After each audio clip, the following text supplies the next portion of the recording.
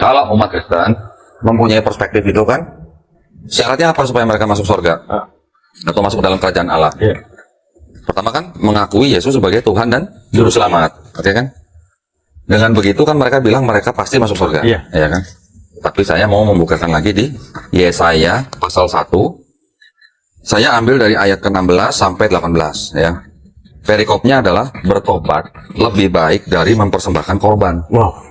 Ini perikopnya loh. Bertobat Lebih baik daripada mempersembahkan korban. Saya bacain ya. Ya. Ayat 16. Basuhlah, bersihkanlah dirimu, jauhkanlah perbuatan-perbuatanmu yang jahat dari depan mataku. Mataku ini artinya nama Tuhan. Mata kukunya nih kata-kata Tuhan nih. Iya. Berhentilah berbuat jahat. Belajarlah berbuat baik, usahakanlah keadilan, kendalikanlah orang kejam, belalah hak anak-anak yatim, perjuangkanlah perkara janda-janda. Pakai tanda seru nih. Iya. Kita Islam gitu nggak? Kita nih sebagai Muslim nih, begitu nggak? Iya. Benar. Iya. Dengan bertobat, insya Allah, Allah ampuni kita Iya. dosa kita kan? Iya. Dengan hal-hal seperti ini. Kemudian ayat 18 nih, perhatikan ya. Marilah, baiklah kita berperkara. Ya, tanda seru nih. Firman Tuhan. Tuhannya pakai huruf besar semua lagi. Iya. Ya. Yod-Heh-Vav-He nih yang ngomong. Yod-Heh-Vav-He. Ya, katanya nih ya. Iya. Sekalipun dosamu merah seperti kirmizi, akan menjadi putih seperti salju. Sekalipun berwarna merah seperti kain kesumba, akan menjadi putih seperti bulu domba.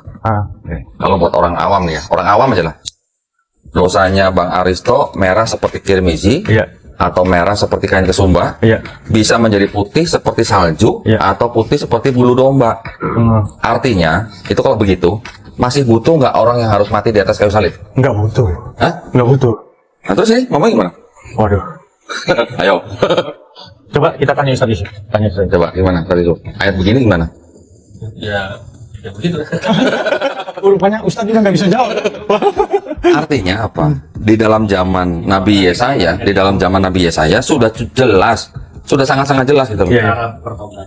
Iya, dengan bertobat, dosa yang merah seperti kain kirmizi atau kain kesumba menjadi putih seperti salju atau bulu domba. Iya. Cukup tobat aja. Cukup diterima gitu loh. Diterima ya? Dari merah menjadi putih loh. Iya.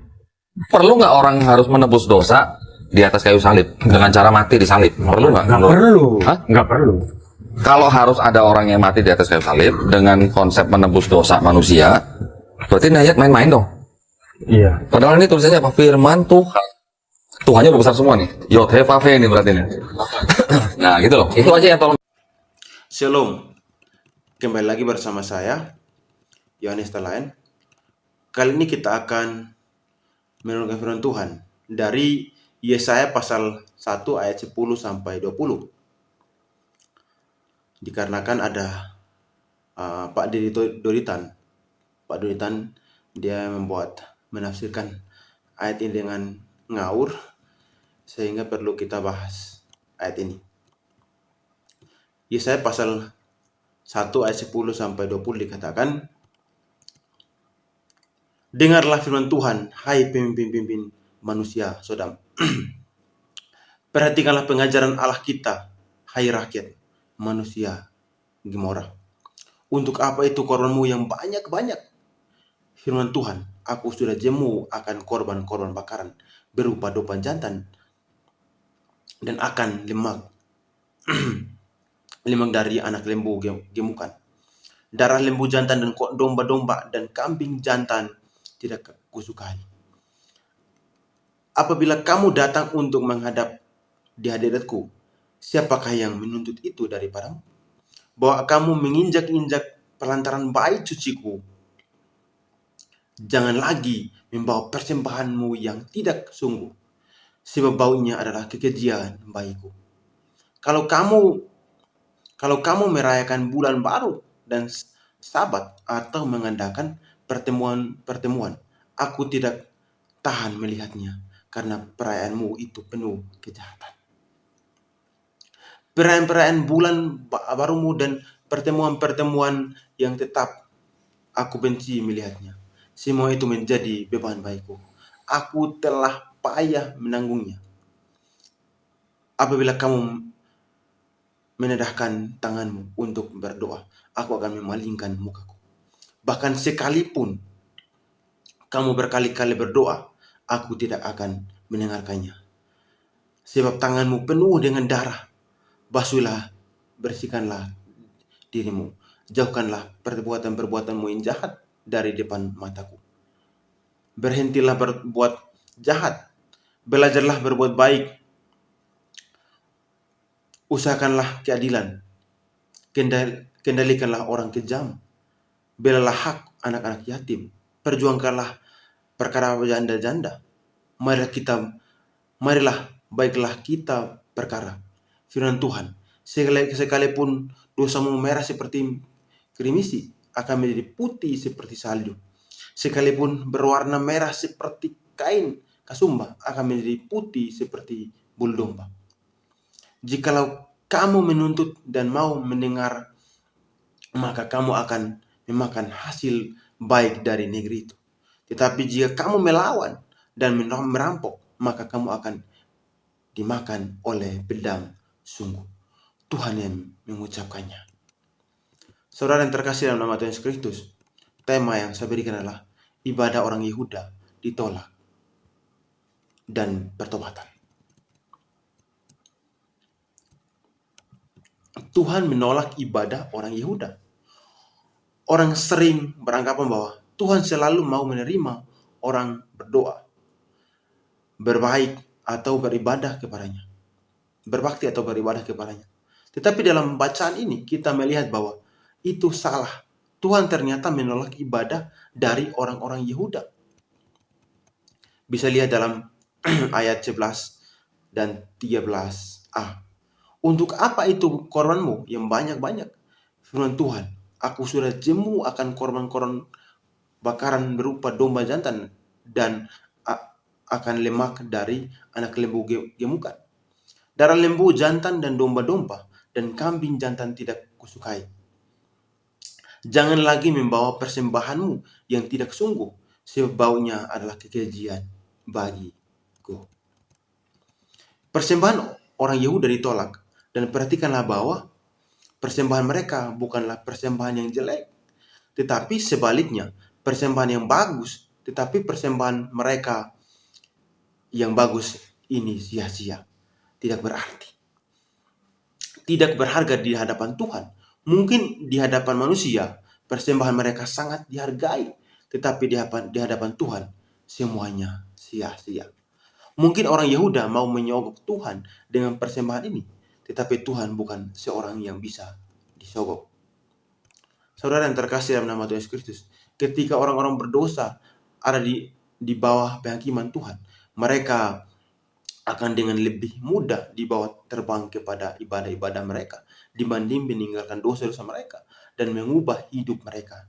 Negeri mereka kini sunyi, sepi, dan kota-kota mereka habis terbakar. Bisa baca dalam Yesaya pasal 1 ayat 7. Yang membangkitkan mereka untuk membawa korban-korban dan persembahan-persembahan mereka kepada Tuhan secara lebih konstan dibanding yang mereka telah lakukan. Seolah-olah mereka akan menyuap Tuhan yang Maha Kuasa untuk menghilangkan hukuman dan membiarkan mereka untuk terus dalam dosa. Banyak yang dengan siap terpisah dengan korban-korban mereka, tidak akan berbujuk untuk berpisah dengan dosa-dosa mereka. Bandingkan dalam 1 Samuel pasal 15 ayat 22. Tetapi jawab Samuel, apakah Tuhan itu berkenan kepada korban bakaran dan korban sembelihan, sama seperti kepada pendengaran suara Tuhan? Sesungguhnya mendengarkan lebih baik daripada korban sembelihan, memperhatikan lebih baik daripada lemak dan domba-domba jantan. Kalau manusia pada waktu menghadapi orang lain menjengkelkan, tetapi mau memberi uang atau sesuatu yang baik kepadanya, ia mau menerimanya. Tetapi Tuhan tidak demikian. Kalau saudara menjengkelkan Tuhan dengan dosa-dosa saudara, maka ia menolak persembahan saudara. Tak peduli betapa banyaknya dan bagusnya persembahan saudara.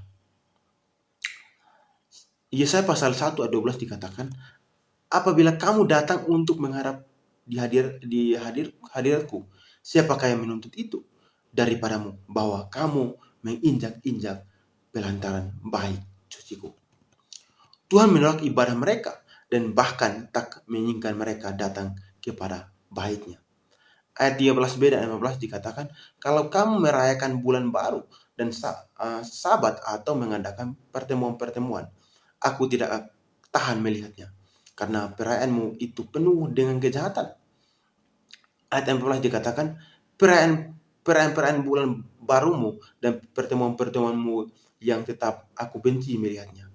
Semuanya itu menjadi beban bagiku. Aku telah payah menanggungnya. Juga perayaan-perayaan yang orang Yehuda adakan semua ditolak oleh Tuhan. Jadi ada kemungkinan kalau saudara merayakan Natal, Paskah, dan sebagainya, semuanya itu ditolak oleh Tuhan. Dalam Yesaya pasal 1 ayat 15 dikatakan, apabila kamu menadahkan tanganmu untuk berdoa, aku akan memalingkan mukaku. Bahkan sekalipun kamu berkali-kali berdoa, aku tidak akan mendengarkannya, sebab tanganmu penuh dengan darah. Doa mereka juga ditolak atau tak didengar atau tak digubris oleh Tuhan. Sekarang mari kita memperhatikan bagian lain dari kitab Yesaya.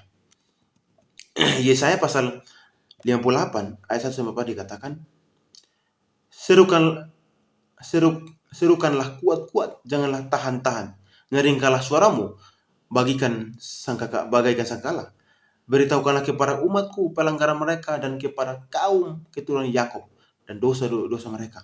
Memang setiap hari mereka mencari aku dan suka untuk mengenal segala jalanku.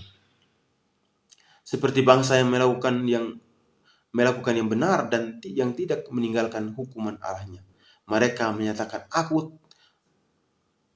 tentang hukum-hukuman yang benar. Mereka suka mendekat menghadap Allah. Tanyanya. Dalam ayat 3 dikatakan, mengapa kami berpuasa dan engkau tidak memperhatikannya juga? Mengapa kami merendahkan diri dan engkau tidak mengindahkannya juga? Sesungguhnya pada hari puasamu engkau masih tetap mengurus urusanmu dan kamu mendesak-desak semua buruhmu. Sesungguhnya kamu berpuasa sambil berbantah dan berkelahi serta memukul dengan tinju dengan tidak semena-mena.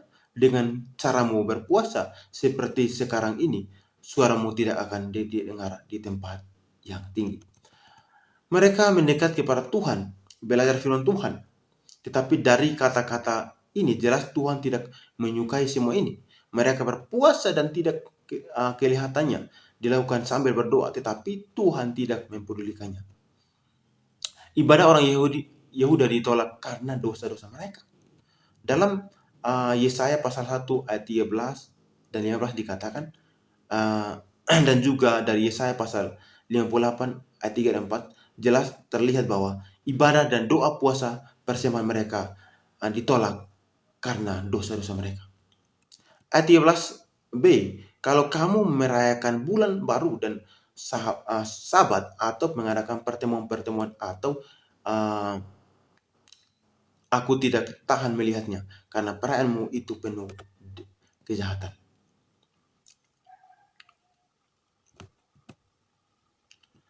Dalam Yesaya pasal 1 ayat 15 dikatakan, apabila kamu mengadakan tanganmu untuk berdoa, aku tidak akan memalingkan mukaku. Bahkan sekalipun kamu berkali-kali berdoa, aku tidak akan mendengarkannya, sebab tanganmu penuh dengan darah. Dalam Yesaya pasal 58 ayat 3 dan 4 dikatakan, mengapa kami berpuasa dan engkau tidak memperhatikannya juga? Mengapa kami merendahkan diri di hadap diri dan engkau tidak mengindahkannya juga? Sesungguhnya pada hari ini puasamu engkau masih tetap mengurus urusanmu dan kamu mendesak semua buruhmu. Sesungguhnya kamu berpuasa sambil berbantah dan berkelahi serta memukul dengan tinju dengan tidak semena-mena. Dengan caramu berpuasa seperti sekarang ini, semuanya itu tidak akan didengar di tempat tinggi. Memang dosa memisahkan kita dari Tuhan yang Maha Suci dan menyebabkan kebaktian, doa, persembahan dan semua aktivitas rohani yang kita lakukan tidak dilihat oleh Tuhan. Dalam Mazmur pasal 24 ayat 3 sampai 6 dikatakan, siapakah yang boleh naik ke atas gunung Tuhan? Siapakah yang boleh berdiri di tempatnya yang kudus? Orang yang bersih tangannya dan murni hatinya, yang tidak menyerahkan dirinya kepada penipuan dan yang tidak bersumpah palsu. Dialah yang akan menerima berkat dari Tuhan dan keadilan dari Allah yang menyelamatkan dia. Itulah angkatan orang-orang yang menanyakan dia. Ia mencari wajahmu, ya Allah, Yakub. Ini menunjukkan ibadah akan ditolak oleh Tuhan kalau ada dosa.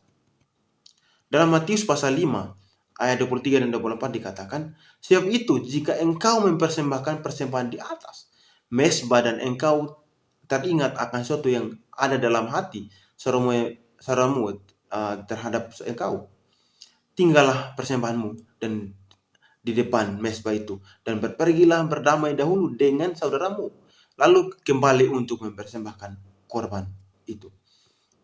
Ini menunjukkan bahwa persembahan ditolak oleh Tuhan kalau ada namanya dosa. Dalam Amsal pasal 28 ayat 9 dikatakan, siapa memalingkan tangannya untuk tidak mendengarkan hukum, juga doanya adalah kekejian. Ini menunjukkan bahwa doa ditolak oleh Tuhan kalau ada namanya dosa. Dalam Amsal pasal 1 ayat 24 sampai 28 dikatakan, oleh karena kamu menolak ketika aku memanggil dan tidak ada orang yang menghiraukan ketika aku mengulurkan tanganku. Bahkan kamu mengabaikan nasihatku dan tidak mau menerima teguranku. Maka aku juga akan menertawakan celakamu. Aku akan berolok-olok apabila kedahsyatan datang ke atasmu. Apabila kedahsyatan datang ke atasmu seperti badai dan celaka melanda kamu seperti angin puyuh. Apabila kesukaran dan kecemasan datang menimpa kamu, pada waktu itu mereka akan berseru kepadaku, tetapi tidak aku menjawab. Mereka akan bertekun mencari aku, tetapi tidak akan menemukan aku. Ini merupakan sesuatu yang menakutkan kalau pada saat Tuhan berbicara, menegur, menasihati kita. Kita tidak mempedulikan, maka pada saat kita mengalami kesukaran, bencana, dan kita berdoa, Tuhan yang tidak mempedulikan doa kita dan bahkan mengolok-ngolok kita. Lalu siapa yang bisa menolong kita pada saat itu?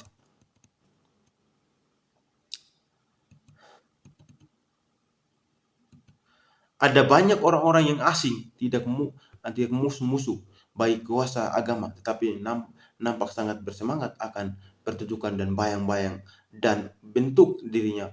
Bangsa penuh dosa ini, benih pelaku kejahatan ini, para pemimpin Sodom dan rakyat Gomora ini membawa bukan kepada altar pada dewa palsu. Mereka di sini bukanlah didakwakan tentang itu, tetapi kepada altar dari Tuhan Israel. Korban-korban sejumlah banyak darinya, sebanyak yang diwajibkan hukum dan agak lebih. Bukan hanya korban perdamaian yang mana mereka sendiri mempunyai bagian mereka, tetapi ada korban bakaran yang mana secara keseluruhan di mana bagi korban Tuhan. Bukan pula mereka membawa yang koyak dan timpang dan sakit, tetapi binatang-binatang peliharaan dan lemak mereka yang terbaik dari jenisnya. Mereka tidak mengirimkan orang-orang lain untuk mempersembahkan korban-korban mereka bagi mereka, tetapi mereka datang sendiri untuk mengharap Tuhan. Mereka mematuhi tempat-tempat yang ditetapkan, bukan di tempat-tempat tinggi atau hutan-hutan kecil, tetapi di pelantaran-pelantaran Tuhan. Dan waktu yang ditetapkan, bulan-bulan baru dan hari-hari Sabat dan perayaan-perayaan yang ditentukan, tidak satu pun yang mereka hilangkan. Tidak, itu perlu dilihat. Mereka mengadakan perkumpulan-perkumpulan luar biasa dan mengatur pertemuan-pertemuan khidmat untuk ibadah keagamaan. Di samping yang Tuhan telah tentukan, sekalipun begitu ini bukanlah semua mereka melakukan untuk Tuhan. Tidak hanya dengan ketaatan ibadat mereka, tetapi dengan pelaksanaan ibadah. Mereka berdoa yang banyak tidak mereka sungguh-sungguh dan mendesak di dalam doa. Mereka merentahkan tangannya, mereka seperti manusia-manusia yang tekun. Sekarang kita perlu sudah pikirkan ini dan tidak diragukan. Mereka berpikir diri mereka sesuatu orang-orang religius yang alim, tetapi mereka jauh dari menjadi demikian.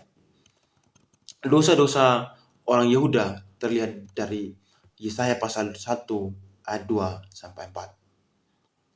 Dengarkanlah hai langit dan perhatikanlah hai bumi. Sebab Tuhan berfirman, aku membesarkan anak-anak dan mengasuhnya, tetapi mereka memberontak terhadap aku.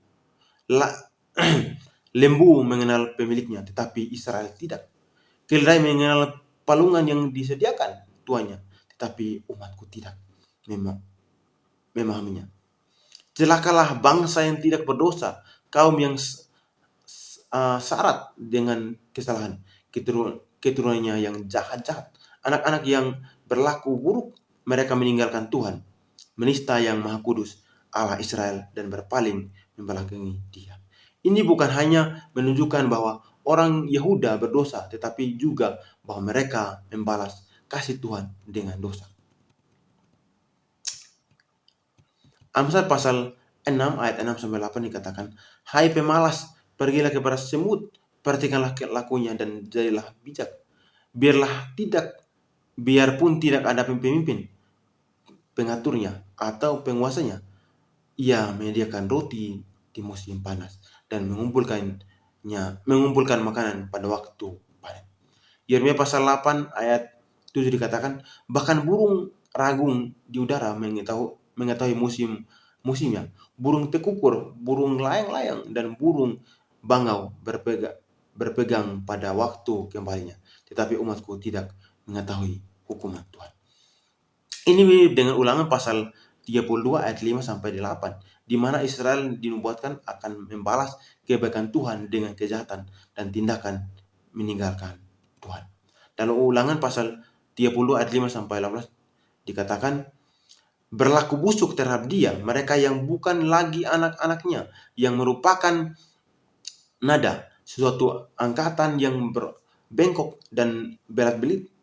Demikianlah engkau mengatakan pembalasan terhadap Tuhan, hai bangsa yang bebal dan tidak bijaksana. Bukankah ia Bapakmu yang mencipta engkau, yang menjadikan dan mengadakan engkau? Ingatlah kepada zaman dahulu kala. Perhatikanlah tahun-tahun keturunan yang lalu. Tanyakanlah kepada ayahmu, maka ia akan memberitahukan kepadamu. Kepada para tua-tua, maka mereka mengatakan kepadamu. Ketika Sang Maha Tinggi membagi-bagikan milik pusaka kepada bangsa-bangsa menurut bilangan anak-anak Israel, tetapi bagian Tuhan ialah umatnya. Yakub ialah milik yang ditetapkannya baginya. Didapatinya dia di suatu negeri di padang gurun, di tengah-tengah ketanusan dan kaum pedang belantara. Dikelilingnya dia dan diawasinya, dijaganya sebagai biji matanya. Laksana di Raja Wali menggoyangkan isi sarangnya,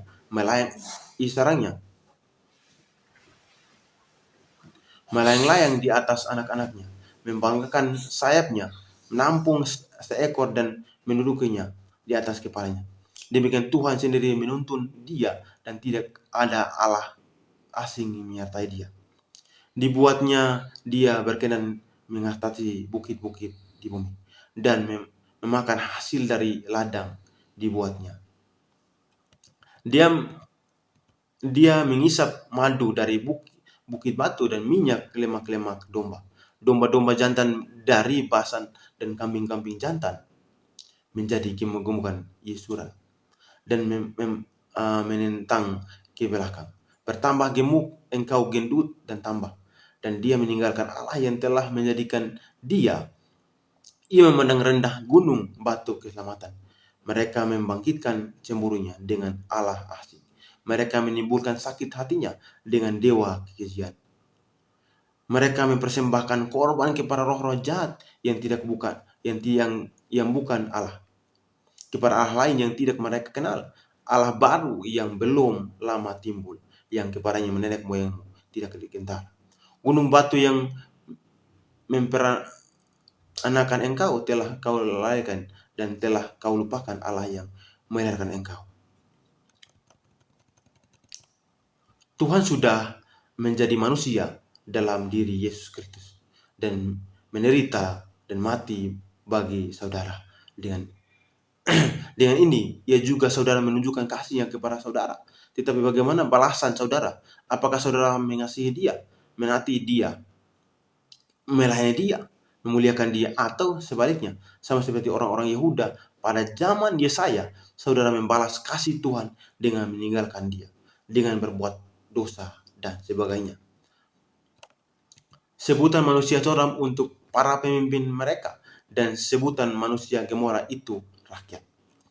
Yesaya pasal 1 ayat 10 dikatakan, dengarkanlah firman Tuhan, hai pemimpin-pemimpin manusia Sodom, perhatikanlah pengajaran Allah kita, hai rakyat manusia Gomora. Yesaya pasal 1 ayat 21 sampai 23 dikatakan, bagaimana ini kota yang dahulu setia sekarang sudah menjadi sundal. Tadinya penuh keadilan dan di situ selalu dia kebenaran. Tetapi sekarang penuh pembunuh. Perakmu tidak murni lagi dan arakmu tercampur air. Para pemimpin adalah pemberontak dan bersengkongkol dengan pencuri. Semuanya suka menerima suap dan mengejar songgok. Mereka tidak membela hak-hak anak-anak yatim dan perkara janda-janda tidak sampai kepada mereka. Tak mau mendengar firman Allah. Dalam Yesaya pasal 1 ayat 2, dengarlah hai langit dan perhatikanlah hai bumi. Sebab Tuhan berfirman, aku membesarkan anak-anak dan mengasuhnya, tetapi mereka memberontak terhadap aku.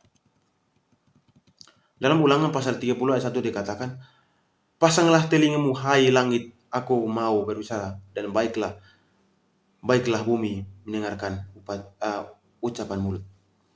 Dalam Mazmur pasal 50 ayat 3-4 dikatakan, Allah tidak datang dan tidak akan berdiam diri di hadapannya. Api menjilat sekelilingnya. Bertiup badai yang dahsyat. Ia berseru kepadanya, ingin kepada langit di atas dan kepada bumi untuk mengadili umatnya. Dalam Mika pasal 6 ayat 1-2 dikatakan, baiklah dengar firman Tuhan yang diucapkan Tuhan. Bangkitlah, lancarkanlah pengaduan di depan gunung-gunung, dan biarlah bukit-bukit mendengar suaramu. Ayat 2 dikatakan, dengarkanlah hai gunung-gunung pengaduan Tuhan, dan pasanglah telinga hai dasar-dasar bumi. Sebab Tuhan mempunyai pengaduan terhadap umatnya, dan ia berperkara dengan Israel.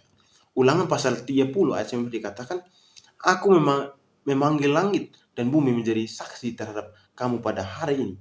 Kepadamu kuperintahkan kehidupan dan kematian, berkat dan kutuk, pilihan kehidupan supaya engkau hidup, baik engkau maupun keturunanmu. Tak semua Yehuda pada saat itu brengsek. Sekali lagi, tak semua orang Yehuda pada saat itu brengsek. Ada sisa remanti yang masih ngena. Pada ayat 9 dikatakan, seandainya Tuhan semesta alam tidak meninggalkan pada kita sedikit orang yang terlepas, kita sudah menjadi seperti Sodom dan seperti Gomora. Orang Yehuda harus bertobat. Kalau mereka bertobat, Tuhan akan mengampuni dan menerima orang Yehuda kembali. Dalam ayat 16 dan 20 sampai 20. Basuhlah, bersihkanlah dirimu, jauhkanlah perbuatan-perbuatanmu yang jahat dari depan mataku. Berhentilah berbuat jahat. Ayat 17 dikatakan, belajarlah berbuat baik, usahakanlah keadilan orang kejam. Belalah hak anak-anak yatim, perjuangkanlah perkara janda-janda. Marilah baiklah kita berperkara. Firman Tuhan, sekalipun dosamu merah seperti krimis, akan menjadi putih seperti salju. Sekalipun berwarna merah seperti kain kesumba, akan menjadi putih seperti bulu domba. Ayat 19 dikatakan, jika kamu menurut dan mau mendengar, maka kamu akan memakan hasil baik dari negerimu itu. ayat 20 dikatakan, tetapi jika kamu melawan dan memberontak, maka kamu akan dimakan oleh pedang. Sungguh Tuhan yang mengucapkannya. Di sini ada perintah untuk bertobat dan ini terdiri dari dua bagian. Yang pertama, mereka harus berhenti berbuat dosa. Yesaya pasal 1 ayat 16. Yang kedua, mereka harus belajar berbuat baik. Yesaya pasal 1 ayat 17. Ada janji pengampunan dalam Yesaya pasal 1 ayat 16. Tak peduli dosamu merah seperti gerimis dan kain kesumba akan menjadi putih seperti salju atau bulu domba. Artinya tak peduli dosa mereka sehebat apa, mereka tetap akan diampuni. Ada janji berkat kalau mereka mau bertobat. Dalam Yesaya pasal 1 ayat 19 dikatakan, ayat 19, dan ancaman hukuman kalau mereka tak bertobat. Dalam Yesaya pasal 1 ayat 20. Kalau saudara ingin ibadah, persembahan, doa, aktivitas rohani saudara diterima oleh Tuhan, saudara juga harus bertobat dalam perjanjian baru. Pertobatan mencakup dua hal. Yang pertama, datanglah kepada Kristus, percaya dan menerima Dia sebagai Tuhan dan Juru Selamat. Yang kedua, bertobat dari dosa-dosa saudara dan melakukan hal-hal yang baik. Maukah saudara? Tuhan memberkati kita semua. Shalom. Semoga menjawab atau bisa menjelaskan secara detail tentang Yesaya pasal 1 ayat 10 sampai 20 ini. Karena pemikiran Dodi Tahan itu sangat ngaco dan memang ilmunya tidak ada sama sekali. Shalom.